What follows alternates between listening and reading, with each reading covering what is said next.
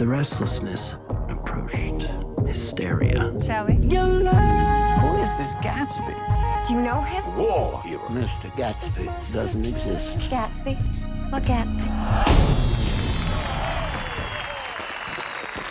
I beg your pardon. Mr. Gatsby would like to speak to you. Hey, what's up everybody? Welcome to Geeked Out. My name is Steven Merced, and I got the chance to check out The Great Gatsby, which is the movie adaptation based upon the book The Great Gatsby. This time around, it's being done by Ben Lerman, I think, or Lerman or something like that.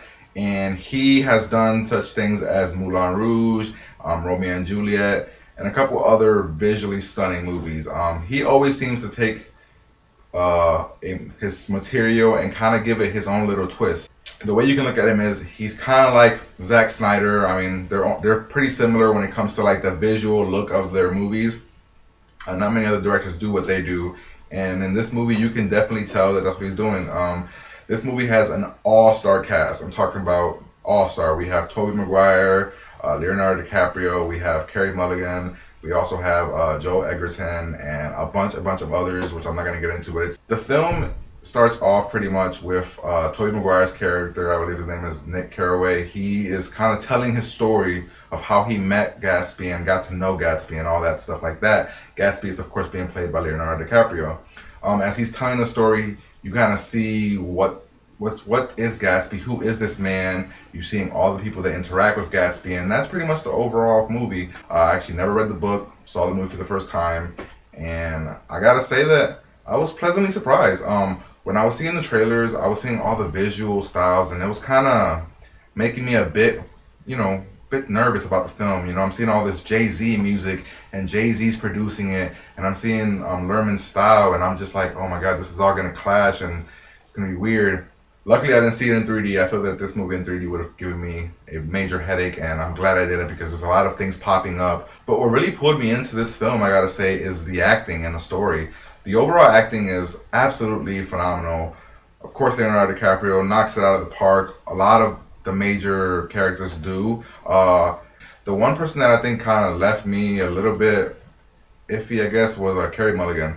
I think she's a phenomenal actress, and I've seen her other films, and she's phenomenal. But in this movie, she kind of felt like she was overacting a bit. I'm not sure why. There were these moments where she just she overacted, and she's not the only one. There are scenes where there's a lot of overacting, and I'm not sure if that's Lerman telling them to do that, and or if that's just them not being able to adapt to that time period and try to make it come off like that. I don't know. It was something very weird when I was watching the film that kind of took me out every once in a blue moon. But other than that, it was a great story. I mean, the suspense had me in there. I know maybe for some people it might not, but for me, the suspense was all over this movie.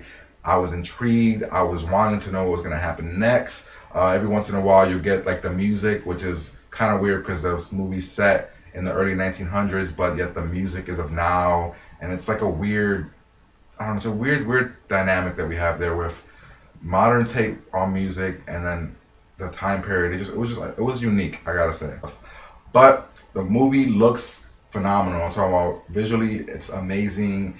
Maybe not for this movie, but overall visually, it was something that you would only see in a Lord of the Rings or a movie of that caliber. I mean, the cinematography, the sweeping of the camera that he did sometimes, he kind of makes us be invested in this unique world, and I gotta give him a lot of respect for that because it's unique. Not a lot of people would have taken this direction, and he did. And although the movie is getting a lot of poor reviews right now, I'm not sure why. I can see a lot of people that probably read the book are probably mad. Maybe the source material that you saw throughout the film was not equal, I guess, maybe. Maybe some people just did not understand why the visuals were so heavy, but that's his style, and I respect him for that. But the movie, I had a pleasant time. I enjoyed it. I never looked at my clock, which is something that I was expecting to do often. I didn't look at my clock not once. It kept me intrigued, and I very, very much enjoyed it. And for that reason alone, I'm going to give it a geeked out score of 4 out of 5. It might be high, but it's what I felt. When I walked out, I was left thinking about the movie, and I actually wouldn't mind seeing it again to see if I catch different things and see different things like that. So how about you guys? Let me know if you guys enjoyed The Great Gatsby. If you guys enjoyed any of the other ones. There's like 4 other previous adaptations that have been taken into film. So let me know if you guys enjoyed any of them. Let me know what you guys saw here. Let me know if you guys saw this film and what your flaws were in the movie. Just let me know what you guys think about the overall film in general, I guess.